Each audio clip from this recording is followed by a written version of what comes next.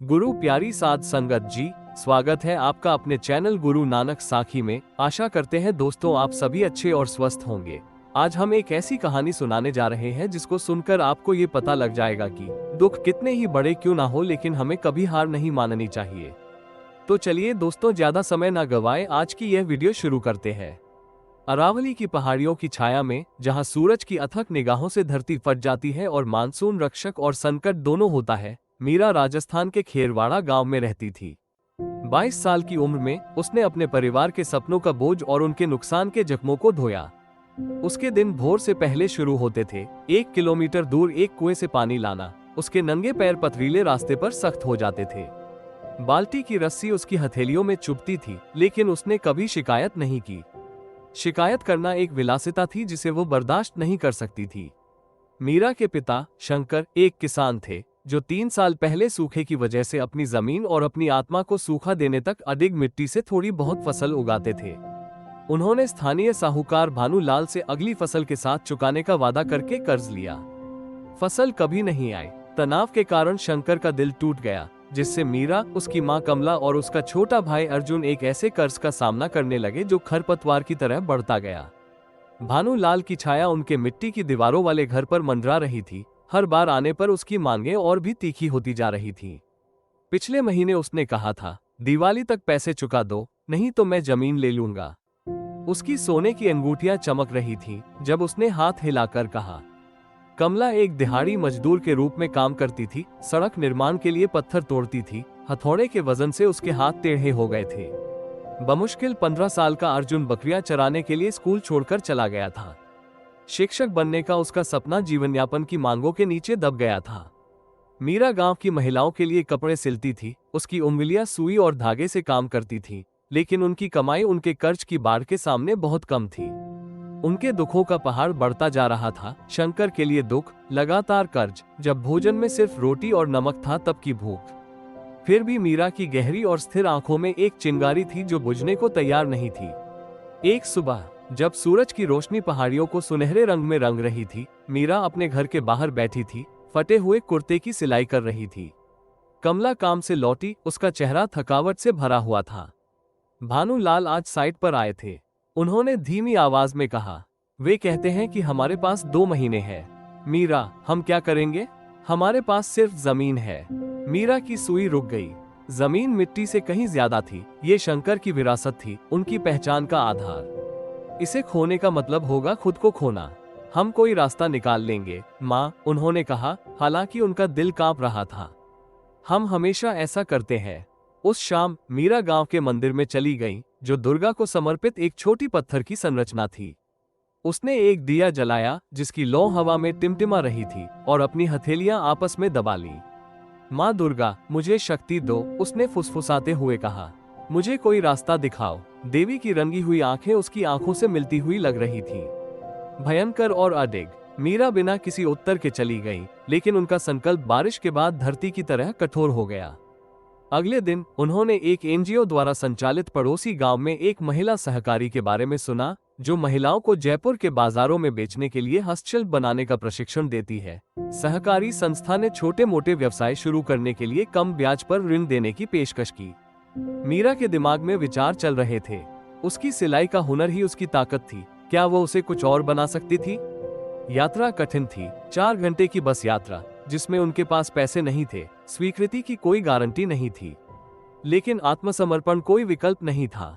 उसने उस रात कमला और अर्जुन से बात की। अगर मैं सहकारी संस्था से जुड़ जाती हूँ तो मैं कढ़ाई के डिजाइन बना सकती हूँ, साड़ी, दुपट्टे, बैग। शहर के लोग राजस्थानी काम के लिए अच्छा पैसा देते हैं। हम भानुलाल को पैसे दे सकते हैं और जमीन रख सकते हैं। कमला की आंखें सतर्क थीं। ये जोखिम भरा है मीरा। अगर यह विफल हो गया तो क्या होगा? बस का किराया। हमें कोशिश करनी होगी माँ। अगर हम नहीं करते हैं तो भानुलाल जीत जाएगा। अर्जुन, जो अब तक चुप था, बोला, मैं एक बकरी बेच दूंगा, इससे किराया निकल जाएगा। मीरा ने उसे गले लगाया। उसका गला रुंध गया। तुम अपनी उम्र के हिसाब से बहुत समझदार हो भाई। बकरी के पैसे लेकर मीरा सहकारी समिति के लिए एक जर्जर बस में सवार हुई। यात्रा बहुत कठिन थी। बस यात्रियों और अनाज की बोरियों से भरी हुई थी। हवा धूल से भरी हुई थी। सहकारी समिति में सुनीता नाम की एक दयालु महिला ने उसका स्वागत किया। मीरा ने अपनी कढ़ाई के नमूने दिखाए, जटिल मोर और कमल, जिन्हें सावधानी से सिला गया था। सुनीता का चेहरा चमक उठा। तुम्हारी प्रतिभा है मीरा, हमारे साथ जुड़ो और हम तुम्हें बाजार के लिए प्रशिक्षित करेंगे। लेकिन ये कठिन काम है और ऋण चुकाना होगा। मुझे काम से डर नहीं लगता, मीरा ने अपनी आवाज में दृढ़ता दिखाई। वो एक छोटा सा ऋण, एक सिलाई मशीन और उम्मीद लेकर लौटी। सहकारी समिति का प्रशिक्षण ऑनलाइन शुरू हुआ, जिसमें साप्ताहिक व्यक्तिगत सत्र शामिल थे। मीरा ने राजस्थानी रूपांकनों को संरक्षित करते हुए आधुनिक डिजाइन सीखे। उनकी रातें कपड़े पर झुकी हुई बीतती थी, मशीन उनकी लोरी गुनगुनाती थी। कमला और अर्जुन ने धागे काटने और टुकड़ों को पैक करने में मदद की। उत्सुक गांव की महिलाएं उनसे मिलने लगी, कुछ ने उनके साथ जुड़ने की पेशकश की। लेकिन उम्मीद के साथ दुख खत्म नहीं होते। मीरा ने जयपुर को जो दुपट्टे भेजे थे, उनमें से पहली खेप को अस्वीकार कर दिया गया था। सहकारी संस्था ने कहा कि सिलाई में मामूली खामियां थी। मीरा का दिल बैठ गया। ऋण की पहली किस्त आने वाली थी। भानुलाल ने उनसे मुलाकात की, उनके स्वर में मजाक था। मीरा, तुम्हारे शहर के सपनों के बारे में सुना है। कुर्ते की मरम्मत का काम जारी रखो। दिवाली तक भुगतान कर दो, नहीं तो जमीन मेरी हो जाएगी। उस रात मीरा चुपचाप रोती रही, उसके आंसुओं से कपड़ा भीग गया। लेकिन भोर होते ही उसने अपना चेहरा पोंछा और अपनी सुई उठाई। उसने खुद से कहा, मैं हार नहीं मानूंगी। उसने फीडबैक का अध्ययन किया, अपनी गलतियों को सुधारा और एक नया बैच भेजा। इस बार उन्हें स्वीकार कर लिया गया और एक छोटा सा भुगतान आया, जो कर्ज चुकाने के लिए पर्याप्त नहीं था, लेकिन एक शुरुआत थी। मीरा के काम की चर्चा फैल गई। गांव की महिलाओं ने कढ़ाई सीखने के लिए कहा। मीरा ने सिखाना शुरू किया। एक समूह बनाया जिसका नाम उन्होंने अरावली थ्रेड्स रखा, जो उन पहाड़ियों के नाम पर था जो उन पर नजर रखती थी। महिलाओं ने अपने संघर्षों की कहानियां साझा की। विधवाएं, माएं, बेटियां, हर कोई अपने अपने दुखों का पहाड़ लेकर चल रहा था। मीरा का घर हंसी से गूंज उठा, जो पहले के सन्नाटे के विपरीत था। फिर भी नई चुनौतियां सामने आई।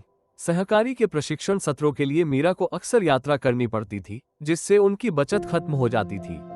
अचानक मानसून की बाढ़ ने उनके घर की छत को क्षतिग्रस्त कर दिया और मरम्मत ने उनकी कमाई खा ली। अर्जुन बुखार से बीमार हो गया, हफ्तों तक काम नहीं कर सका और पत्थर तोड़ने से कमला की पीठ में दर्द होने लगा, जिससे उसका प्रसव धीमा हो गया। मीरा के समूह को गुणवत्ता वाले धागे की कमी के कारण ऑर्डर में देरी का सामना करना पड़ा और कुछ महिलाएं निराश होकर काम छोड़ने पर विचार कर रही थीं। एक शाम जब बारिश ने उनकी छत को ढंक दिया, मीरा ने समूह को इकट्ठा किया। मुझे पता है कि यह कठिन है, उसने कहा। उसकी आवाज उसके अपने संदेहों के बावजूद स्थिर थी। लेकिन हम रुकने के लिए बहुत दूर आ गए हैं। हमारा काम पैसे से कहीं ज्यादा है। ये हमारी लड़ाई है, हमारे परिवारों, हमारी जमीन, हमारे अपने लिए। 2 बेटियों वाली विधवा सावित्री ने कहा, मीरा, तुमने हमें उम्मीद दी है, हम तुम्हारे साथ हैं। महिलाओं ने सिर हिलाया, उनका संकल्प फिर से जाग उठा। मीरा ने धागे के लिए एक स्थानीय आपूर्तिकर्ता ढूंढा, कुछ कढ़ाई को छूट के लिए बदल दिया। उसने पड़ोसियों की मदद से छत की मरम्मत की और अर्जुन ने ठीक होते हुए कमला का बोझ कम करने के लिए और काम संभाले। दिवाली के करीब आते ही अरावली थ्रेड्स को जयपुर के एक बुटीक से कढ़ाई वाले बैग और शॉल का बड़ा ऑर्डर मिला। महिलाएं अथक परिश्रम कर रही थीं। उनकी उंगलियां तेजी से चल रही थीं। आय के वादे से उनका उत्साह बढ़ रहा था। मीरा ने सहकारी समिति के ऋण की किश्तें चुकाईं और भानुलाल के लिए बचत की, लेकिन ऋण अभी भी बहुत ज्यादा था। दिवाली की पूर्व संध्या पर मीरा भानुलाल की हवेली गई, जहां उसने कपड़े की थैली में अपनी बचत रखी थी। साहूकार एक गद्देदार कुर्सी पर बैठा था, उसकी आंखें सिकुड़ी हुई थीं। मेरे पास भुगतान का कुछ हिस्सा है, मीरा ने थैली उसके सामने रखते हुए कहा। हमें होली तक का समय दो, मेरा समूह बढ़ रहा है, हम बाकी का भुगतान कर देंगे। भानुलाल जोर से हंसा। तुम्हें लगता है कि सिलाई तुम्हें बचा लेगी? जमीन तुम्हारे वादों से ज्यादा कीमती है। मीरा खड़ी रही। तुम्हें अपना पैसा तो मिल जाएगा, लेकिन अगर तुम अभी जमीन ले लोगे तो तुम गांव की इज्जत खो दोगे। अरावली थ्रेड्स में 20 महिलाएं काम करती हैं। उनके परिवार हम पर निर्भर है। हमारी मदद करो और तुम खलनायक नहीं बल्कि नायक बन जाओगे। खामोशी छा गई। शायद ये त्योहार की भावना थी या मीरा की नजर, लेकिन भानुलाल ने सिर हिला दिया। होली तक अब और देरी नहीं। मीरा चली गई, उसका दिल राहत से धड़क रहा था। उस दिवाली खेरवाड़ा दियों से जगमगा रहा था और मीरा का घर दियों से ज्यादा जगमगा रहा था। अरावली थ्रेड्स इकट्ठा हुए, मिठाइयाँ और कहानियां बांटी। उनकी हंसी दुख के खिलाफ एक विद्रोही गीत थी। दिवाली के बाद मीरा को एक और बाधा का सामना करना पड़ा, प्रतिस्पर्धा। एक अमीर व्यापारी द्वारा समर्थित पास के गांव में एक प्रतिद्वंद्वी समूह ने कम कीमतों पर इसी तरह की कढ़ाई बेचना शुरू कर दिया। ऑर्डर कम हो गए और अरावली थ्रेड्स की कुछ महिलाएं चिंतित हो गईं। मीरा ने बिना किसी हिचकिचाहट के एक साहसिक विचार पेश किया, खेरवाड़ा की लोक कथाओं से प्रेरित अनूठी डिजाइन तैयार करना, योद्धाओं और रेगिस्तान के फूलों की कहानियां जो हर सिलाई में बुनी हुई हो। उन्होंने एक बुजुर्ग अम्मा जी के साथ काम किया जो पुरानी कहानियों को जानती थी, और महिलाओं ने ऐसे टुकड़े बनाए जो लचीलेपन की कहानियां बताते थे। नई डिजाइनों ने जयपुर शिल्प मेले में दिल्ली के एक निर्यातक का ध्यान आकर्षित किया। आपके काम में आत्मा है, उसने थोक ऑर्डर देते हुए कहा। अरावली थ्रेड्स ने विस्तार किया और अधिक महिलाओं को काम पर रखा और एक छोटी कार्यशाला किराए पर ली। मीरा ने उन्हें प्रशिक्षित किया। उनके दिन सुबह से आधी रात तक फैले हुए थे। अर्जुन ने लालटेन की रोशनी में पढ़ाई फिर से शुरू की, जबकि कमला कुछ काम से मुक्त होकर एक छोटे से सब्जी के बगीचे की देखभाल करने लगी, जिससे उनकी भूख शांत हुई। होली तक अरावली थ्रेड्स ने खूब तरक्की की। दिल्ली के ऑर्डर से भानुलाल का कर्ज चुकाने के लिए पर्याप्त धन मिला। मीरा ने उसे सिर ऊंचा करके जमीन को बिना किसी बंधन के चुकाया। मीरा के प्रति गांव के सम्मान से आहत भानुलाल ने अनिच्छा से सिर हिलाया। तुम जिद्दी हो लड़की, पहाड़ियों की तरह। मीरा मुस्कुराई। पहाड़ टिकते हैं और हम भी टिकते हैं। सालों बाद अरावली थ्रेड्स पूरे राजस्थान में मशहूर हो गया। इसके उत्पाद शहरों और विदेशों में बिकने लगे। मीरा ने दूसरे गांवों की महिलाओं को प्रशिक्षित किया।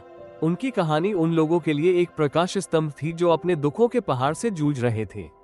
कार्यशाला एक सामुदायिक केंद्र बन गई, जहां बच्चे पढ़ते थे और बड़े बुजुर्ग कहानियां साझा करते थे। अर्जुन, जो अब एक शिक्षक है, ने एक रात्रि विद्यालय खोला और कमला के बगीचे ने कई लोगों को भोजन दिया। मीरा मंदिर की टिमटिमाती दिया और नहीं अपने दिल की चिंगारी को कभी भूली जो फीकी नहीं पड़ती थी। जब मानसून आया तो उन्हें अब अभिशाप की तरह महसूस नहीं हुआ। बारिश ने खेतों को सींचा और पहाड़ियां, प्राचीन और अडिग, मीरा और खेरवाड़ा के सपनों को एक एक सिलाई करके वास्तविकता में बदलने के लिए खड़ी रहीं। गुरु प्यारी साध संगत जी, आशा करते हैं दोस्तों आपको आज की यह कहानी पसंद आई होगी। अगर कहानी सुनाते हुए हमसे कोई भूल हो गई हो तो कृपया हमें माफ करना, और अगर कहानी पसंद आए तो वीडियो को लाइक और चैनल को सब्सक्राइब करना ना भूलना। धन्यवाद दोस्तों।